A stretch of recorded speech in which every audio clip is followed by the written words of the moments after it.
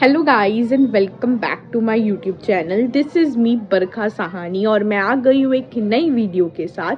तो आज इस वीडियो में मैं आपको बताऊंगी कि जो बोर्ड एग्जाम्स के बीच में ये गैप डेज हैं, तो इन गैप डेज के अंदर किस तरीके से पढ़ाई करनी है, कौन से सब्जेक्ट को कब प्रायोरिटी देनी है, कैसे अपना स्टडी अप्रोच रखना है, क्या करना है इन छुट्टियों में, ये जो लंबे लंबे डेज के आपके पास गैप है, और कैसे अपने प्रोक्रेस्टिनेशन को कम करना है और पढ़ाई पे फोकस करके रखना है, वो मैं सब कुछ इस वीडियो में आपको बताऊंगी। तो इस वीडियो को पूरा अच्छे से देखना, क्योंकि बहुत सारे बच्चों को कन्फ्यूजन थी कि ये जो गैप डेज है इसमें हमें अपनी क्या स्ट्रेटेजी रखनी है, किस तरीके से पढ़ाई करें, कितना टाइम किस सब्जेक्ट को दें। तो पूरा डाउट आपका इस वीडियो में क्लियर हो जाएगा, बस इस वीडियो को ध्यान से सुनना। ये वीडियो जब मैं डालूंगी तो वो 24 फरवरी जब डेट होगी, एंड 24 फरवरी से अब आपका जो सीधा एग्जाम है, अगर आपके पास मैथमेटिक्स है या अप्लाइड मैथ्स है तो 8 मार्च को है, वरना आपका सीधा एग्जाम 11 मार्च को है। तो अभी सबसे पहले मैं आपको बताती हूँ कि अगर आपका क्या अप्रोच होगा। तो देखो, ये जो इतनी लंबी आपके पास छुट्टी है अभी, तो अगर आपका पेपर 8 मार्च को है, लाइक मैथ्स का या अप्लाइड मैथ्स का, तो आपको अभी प्रायोरिटी देनी है अकाउंट्स को और मैथ्स को, ठीक है। बट अगर आपके पास मैथ्स नहीं है, जैसे मेरे पास मैथ्स नहीं थी, तो बहुत सारे बच्चों पे मैथ्स नहीं होती, मेजॉरिटी पे, कुछ बच्चों पे होती है, तो उन बच्चों को क्या करना है कि अपनी जो प्रायोरिटी है इन छुट्टियों में अकाउंट्स और मैथ्स को देनी है। आधा टाइम आप अकाउंट्स को दोगे, आधा टाइम आप मैथ्स को दोगे। दोनों ही प्रैक्टिकल सब्जेक्ट है, दोनों में प्रैक्टिस चाहिए, तो आधा आधा टाइम डिस्ट्रीब्यूट कर लेना। वहीं वो बच्चे जिनके पास मैथ्स नहीं है, तो वो अकाउंट्स को तो प्रायोरिटी देंगे ही, बट साथ में वो इको पे भी पढ़ाई करेंगे, इको के लिए भी पढ़ाई करेंगे, क्योंकि उनके पास अभी टाइम मिल रहा है। तो आप इको के लिए भी पढ़ाई करो। आपके पास मैथ्स नहीं है तो आपके पास एक एडवांटेज है, आप दूसरे सब्जेक्ट में आप अपना बढ़िया मार्क्स लेकर आ सकते हो। आप इकोनॉमिक्स पढ़ो साथ में, अकाउंट्स के इकोनॉमिक्स पढ़ो साथ में, तो इस तरीके से आप प्रायोरिटी दो। तो जो मैथमेटिक्स वाले बच्चे हैं वो अकाउंट्स और मैथ्स को प्रायोरिटी देंगे, एंड जिन पे मैथ्स नहीं है वो अकाउंट्स और इकोनॉमिक्स को प्रायोरिटी देंगे इन गैप डेज के अंदर। सबसे पहले अब आपको मैं बता दूं, तो इंग्लिश का पेपर आपका 11 तारीख को है, तो इंग्लिश के लिए ज़्यादा दिन नहीं लगते पढ़ने के लिए। मुश्किल से आपको 2-3 दिन लगते हैं इंग्लिश को पढ़ने के लिए आपको ज़्यादा दिन की ज़रूरत नहीं है। इंग्लिश एक इजी सब्जेक्ट है, उसमें आप कम पढ़ के भी अच्छा स्कोर कर सकते हो, क्योंकि अगर आपको इंग्लिश लिखनी आती है तो आप इंग्लिश में वहाँ बनाकर लिख कर आओगे, आपको मार्क्स मिल जाएंगे। बस आपको थोड़ी बहुत चैप्टर की स्टोरी पता होनी चाहिए, तो चैप्टर की स्टोरीज वगैरह पढ़ लेना। राइटिंग सेक्शन के फॉर्मेट्स पता होने चाहिए कि किस तरीके से राइटिंग सेक्शन में लिखा जाता है, और रीडिंग कॉम्प्रिहेंशन आप करते हुए आ रहे हो, तो रीडिंग कॉम्प्रिहेंशन आपको आता ही, वो वहीं आपको पैसेज मिलेगा तो आपको सॉल्व करना होगा। तो अभी इंग्लिश आप कर सकते हो, तो इंग्लिश के लिए आप ज़्यादा से ज़्यादा 3-4 दिन निकालना इंग्लिश को पढ़ने के लिए। ज़्यादा दिन आपको इंग्लिश को पढ़ने के लिए नहीं निकालने हैं। अगर मैं आपकी जगह होती तो मैं ऐसा करती कि अगर मेरा 8 तारीख को मैथ्स का एग्जाम है, तो मैं 8 तारीख को जब मैथ्स का पेपर देकर आती, उसके बाद में इंग्लिश पढ़ना शुरू करती। तो 8, 9, 10 ये 3 दिन मैं इंग्लिश पढ़ती। तो ये 3 दिन बहुत है इंग्लिश पढ़ने के लिए। अगर आप देखो, चैप्टर की फटाफट से 1 शॉट देखी, चैप्टर हो गए, फिर राइटिंग सेक्शन का फॉर्मेट्स वगैरह देखे, हो गए। इंग्लिश में इतना कुछ है नहीं, तो आप 2-3 दिन देकर इंग्लिश को पढ़ सकते हो। तो ज़्यादा से ज़्यादा 3-4 दिन देके इंग्लिश को ख़त्म करना, इंग्लिश पे ज़्यादा टाइम नहीं लगाना। ये नहीं करना कि इतनी दिन की छुट्टी है तो इतनी दिन इंग्लिश ही पढ़ रहे हैं, नहीं। 2-3 दिन, 3-4 दिन इंग्लिश को पढ़ा और ख़त्म कर दिया, और कुछ नहीं है। और वो लास्ट के बिल्कुल 3-4 दिन में इंग्लिश उठाने का ट्राई करना, कि लास्ट के 3-4 दिन में इंग्लिश उठा ली, दैट्स ओके, ठीक है, उतना बहुत है इंग्लिश के लिए।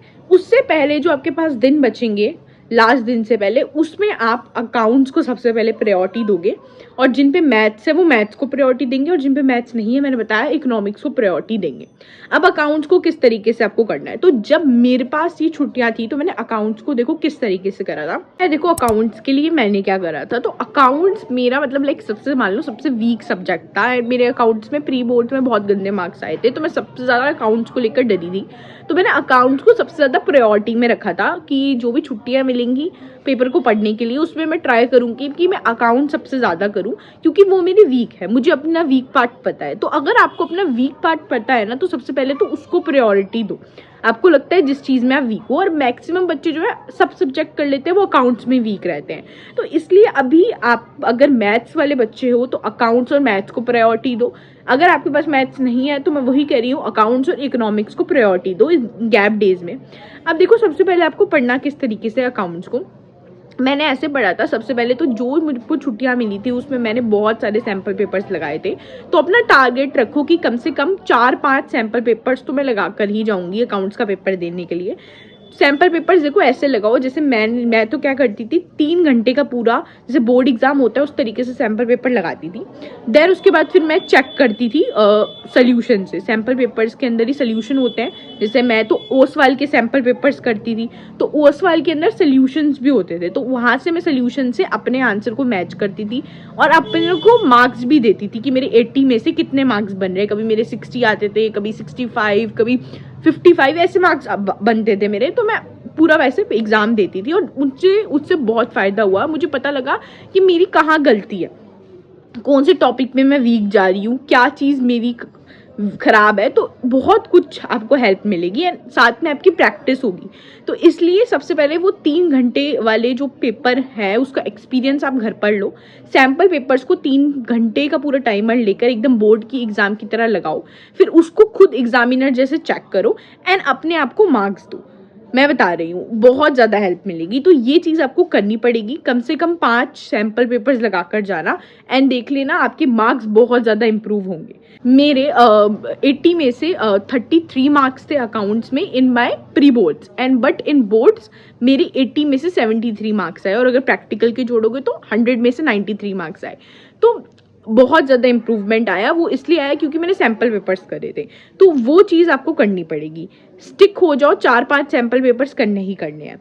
अब जब आप सैम्पल पेपर्स करोगे ना तो करके छोड़ने नहीं है, अपनी मिस्टेक्स को एनालाइज करना है। जैसे मुझे पता लगा था जब मैंने सैम्पल पेपर्स करे कि मेरा शेयर चैप्टर वीक है, मुझसे शेयर चैप्टर नहीं हो रहा, मेरी कैश फ्लो में मिस्टेक्स हो रही हैं, मुझे ऐसे कुछ कुछ चीज़ें पता लगी, मैंने उस पर काम किया, मैंने वहाँ पे इम्प्रूवमेंट करा। तो जब आप सैम्पल पेपर करो उसके बाद अपनी वीक एरियाज को एनालाइज करो एंड अपने वीक एरियाज को प्रायोरिटी दो और उस चीज़ की प्रैक्टिस करो।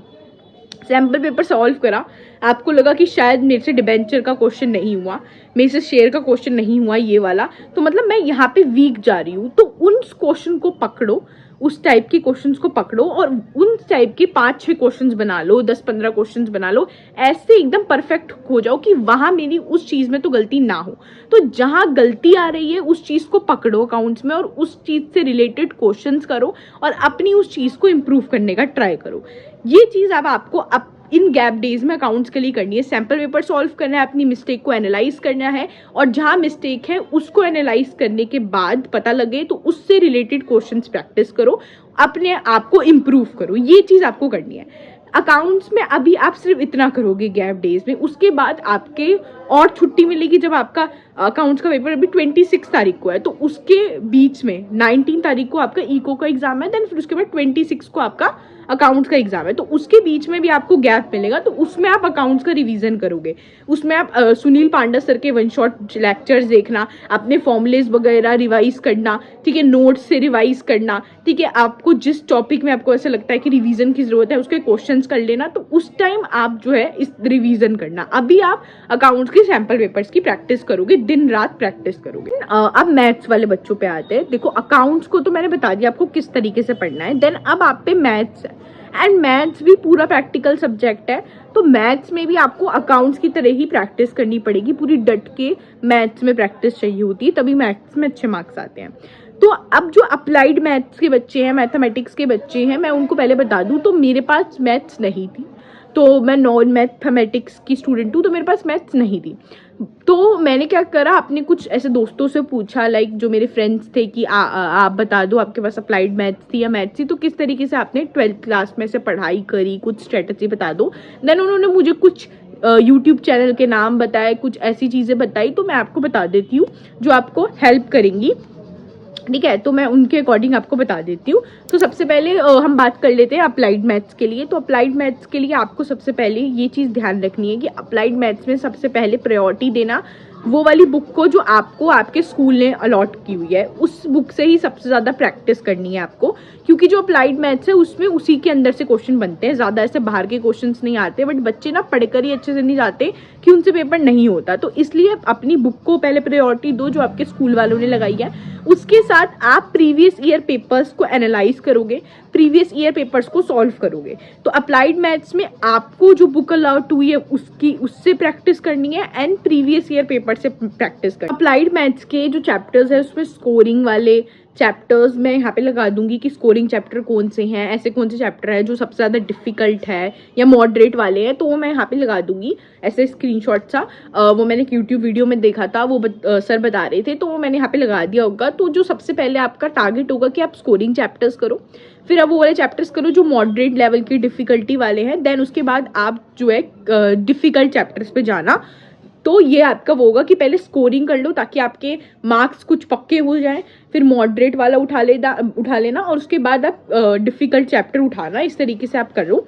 एंड अप्लाइड मैथ्स के लिए जो चैनल अगर मैं आपको बताऊं तो मैं अपनी दोस्त से पूछा था, तो उसने 2 चैनल के नाम बताए थे, एक गौहर क्लासेस करके और कॉमर्स वाला। तो कॉमर्स वाला और गौहर क्लासेस, ये 2 चैनल्स आप अप्लाइड मैथ्स के लिए देख सकते हो। तो बाकी आप अगर और कुछ स्ट्रेटेजी वगैरह हो तो आप यूट्यूब पे सर्च कर लेना। मुझे इतना नहीं पता मैथ्स के बारे में, मेरे पास नहीं थी, बट फिर भी मैंने अपने दोस्तों से पूछ लिया थोड़ा बहुत, तो मैं आपको बता दिया। देन तो अब बात करते हैं जो स्टैंडर्ड मैथमेटिक्स वाले बच्चे हैं, तो वो बच्चे क्या करेंगे कि वो प्रीवियस ईयर पेपर्स और सैम्पल पेपर्स दोनों पे ध्यान देंगे। तो दोनों पे फोकस करना, दोनों से क्वेश्चंस को सॉल्व करने का ट्राई करना, क्योंकि मैथ्स जो है उसमें वो आपका प्रैक्टिस से ही होगा। तो इसलिए आपको प्रीवियस ईयर पेपर्स और सैम्पल पेपर्स लगाने पड़ेंगे। मैथ्स में जो है आपको प्रीवियस ईयर पेपर्स इसलिए लगाने होते हैं क्योंकि मैथ्स में अगर आप देखोगे प्रीवियस ईयर पेपर्स तो उससे सिमिलर क्वेश्चन ही रिपीट होते हैं, मतलब सिमिलर तरीके के ही, उसी टाइप के। तो प्रैक्टिस करोगे तो हो जाएगा। अब जो मैथमेटिक्स स्टैंडर्ड है उसके चैप्टर वाइज मैं कुछ इंपॉर्टेंट टॉपिक्स मैं ढूंढ रही थी, तो मुझे एक वीडियो मिली, तो उसका मैं स्क्रीनशॉट यहाँ लगा दूंगी, तो वो देख लेना स्क्रीनशॉट। तो ये चैप्टर वाइज इंपॉर्टेंट टॉपिक्स के नाम है, तो ये टॉपिक्स इंपॉर्टेंट टॉपिक्स पे आप ध्यान दे सकते हो। तो ये वाले इंपॉर्टेंट टॉपिक्स आप अच्छे से कर जाना, इसके ऊपर क्वेश्चन आएगा ज़्यादातर, मतलब रिपीटेड क्वेश्चन इन्हीं टॉपिक्स के ऊपर आते हैं। तो ये वाले टॉपिक्स को अच्छे से प्रिपेयर कर लेना आप। अभी एंड टाइम में जो गैप डेज है इन टॉपिक्स पे ज़्यादा ध्यान देना, ठीक है। तो ये कुछ मैंने आपको बता दिया। बाकी अगर आप मैथमेटिक्स के लिए कोई चैनल ढूंढ रहे हो तो वेदांतु वाला चैनल आप देख सकते हो। उन्हीं वेदांतु वाले चैनल से ही मैंने ये स्क्रीनशॉट लिया है इंपॉर्टेंट टॉपिक्स का, तो वो अच्छे से बता रहे थे। तो आप उनकी वीडियोस लेक्चर का यूज़ करके मैथ्स को स्टडी कर सकते हो। तो ये दोनों मैंने आपको मैथ्स के बारे में बता दिया। तो मैथ्स में तो मेन प्रैक्टिस है, जैसे अकाउंट्स में प्रैक्टिस है, तो दोनों में प्रैक्टिस करना, बैलेंस करके आप जो है गैप डेज में दोनों को बैलेंस करके टाइम देना, अकाउंट्स और मैथ्स को। अब बात करते हैं हम अपनी इकोनॉमिक्स की। तो जो जिन पे मैथ्स नहीं है तो वो इकोनॉमिक्स भी पढ़ना साथ में अकाउंट्स के। तो इकोनॉमिक्स आपके लिए बहुत अच्छा एक एडवांटेज है कि आप आराम से इकोनॉमिक्स पढ़ सकते हो, आपके पास मैथ्स का बर्डन नहीं है। तो इकोनॉमिक्स के लिए आप क्या ट्राई करो, सबसे पहले इंडियन इकोनॉमी की मैं बात करूँ तो इंडियन इकोनॉमी में ना आप बुक्स रीड करो। अब आपके पास टाइम है गैप डेज में, तो आप ट्राई करो कि बुक उठाओ और उसमें चैप्टर उठाओ और बुक में से चैप्टर को रीड करो। इंडियन इको के अंदर तो देखो इंडियन इको थ्योरी है, उसमें आपको लिखने के लिए कंटेंट चाहिए। एंड अब इस टाइम पे यही सबसे अच्छा होगा कि आप बुक रीड करो। बुक रीड कर जाना एक बार इंडियन इकोनॉमी की, खुद से पेंसिल उठाओ, बुक उठाओ, लाइन बाय लाइन रीड करो, साथ में इंपॉर्टेंट लाइन, इंपॉर्टेंट कुछ भी दिख रहा है उसको मार्क करते जाओ और समझ के पढ़ते जाओ। हो जाएगा, बहुत आसान है। 9 चैप्टर है, उसको एक एक चैप्टर भी एक दिन में पढ़ लोगे तो हो जाएगा। बस पढ़ने का वो होना चाहिए कि हाँ बस मुझे एक बार चैप्टर को रीड करना है इंडियन इको से, तो वो रीड करो। साथ में मैक्रो इकोनॉमिक्स के लिए सबसे पहले आप रजत सर के 2x पे लेक्चर्स देखो। सपोज करो मुझे नेशनल इनकम की यूनिट पढ़नी है, तो पहले मैंने उस यूनिट के 2x पे रजत सर की क्या कर ली, वीडियोस देख ली, जो 1 शॉट वाली वीडियोस होती है मैंने वो देख ली। अब मुझे अंडरस्टैंडिंग हो गई चैप्टर की, मुझे सारा चैप्टर कैसे रिकैप सा हो जाएगा। उसके बाद फिर आप बुक से उस चैप्टर पे नजर मार लो, बुक से एक बार चैप्टर को पढ़ लो, जो भी बुक है मैक्रो इकोनॉमिक्स की। देखो सबसे अच्छी तो संदीप गर्ग है, तो उस पर एक बार आप नजर डाल लो कि क्या क्या है चैप्टर के अंदर। आपका दोनों प्रिपेयर हो जाएगा इससे, पूरा इस तरीके से आप पढ़ो। बट आप इकोनॉमिक्स के लिए साइड बाय साइड में क्या करोगे, क्वेश्चंस भी सॉल्व करोगे इको के अंदर, तो क्वेश्चंस भी सॉल्व करते रहना। जैसे इकोनॉमिक्स के अंदर मैंने बताया, जैसे अकाउंट्स के अंदर सैम्पल पेपर्स, मैथ्स के अंदर सैम्पल पेपर्स, तो आप इको के अंदर भी सैम्पल पेपर्स करो। लिख के नहीं करने, ओरल वे में सैम्पल पेपर्स करो कि क्वेश्चन पढ़ लिया, आंसर सोचा, फिर आंसर को मैच करो कि जो आप आंसर सोच रहे हो वो मेरे सोल्यूशन से मैच कर रहा है कि नहीं। तो ट्राई करो कि आंसर को छुपाओ, आंसर को सोचो, फिर सोल्यूशन से मैच करो। तो इस तरीके से इकोनॉमिक्स के अंदर प्रैक्टिस करो और ट्राई करो एक और चीज़ करना इकोनॉमिक्स के अंदर कि आंसर राइटिंग की प्रैक्टिस करके जाना। बहुत सारे बच्चों को इकोनॉमिक्स में आता सब कुछ है, पढ़ा सब कुछ होता है, बट मार्क्स कम इसलिए आते हैं। मेरे भी इकोनॉमिक्स में सबसे कम मार्क्स आए थे क्योंकि हमने इकोनॉमिक्स के अंदर राइटिंग प्रैक्टिस नहीं की होती है।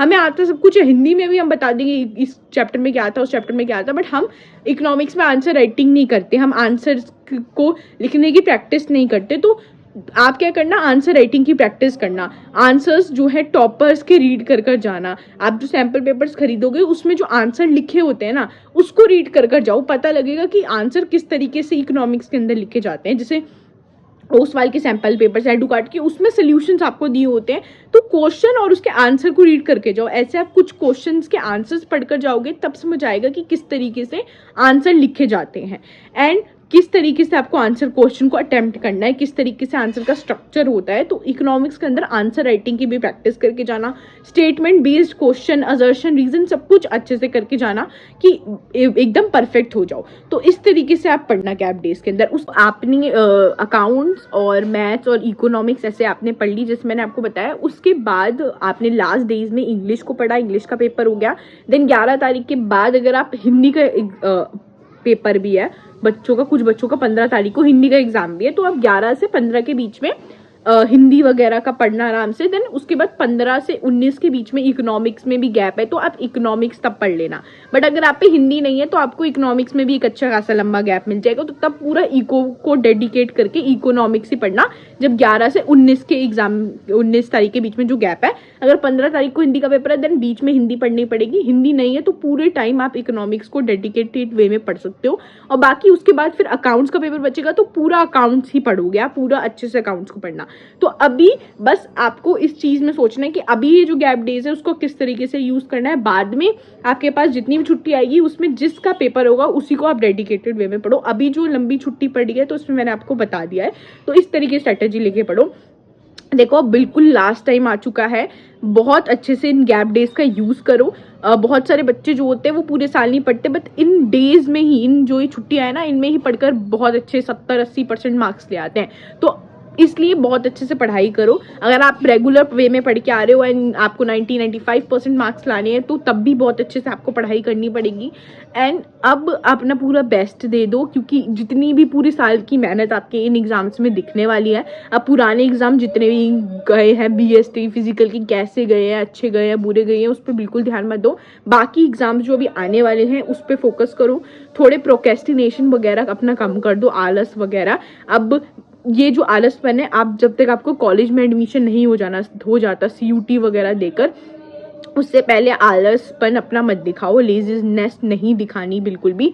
तब तक बिल्कुल एक्टिव वे में आपको पढ़ाई करनी है, तभी आपका इसमें अच्छे मार्क्स आएंगे, CUT में अच्छे मार्क्स आएंगे, देन आपको एक अच्छा कॉलेज अलॉट होगा, आपका ड्रीम कॉलेज अलॉट होगा। तो इसलिए अभी से बिल्कुल ऐसे पढ़ाई करना शुरू कर दो, अपना दिमाग एकदम पढ़ाई पे लगा दो, बाकी सारी फालतू चीज़ों से हटा दो। कुछ भी चीज़, कोई भी चीज़ आपको बेनिफिट नहीं करने वाली, यही चीज़ आपको, यही एग्ज़ाम्स, वही CUT के पेपर, यही आपको बेनिफिट देंगे। तो इनके लिए बहुत अच्छे से पढ़ाई करो। बाकी all the best. And guys, अगर आपको ये वीडियो पसंद आई है तो प्लीज़ मेरे चैनल को सब्सक्राइब कर देना। पता नहीं मेरे 3K सब्सक्राइबर बहुत टाइम से नहीं हो रहे हैं, बहुत सारे लोग सब्सक्राइब करके नहीं जाते वीडियो देखने के बाद। तो प्लीज़ इस वीडियो को देखकर इस चैनल को सब्सक्राइब कर देना। Thank you so much.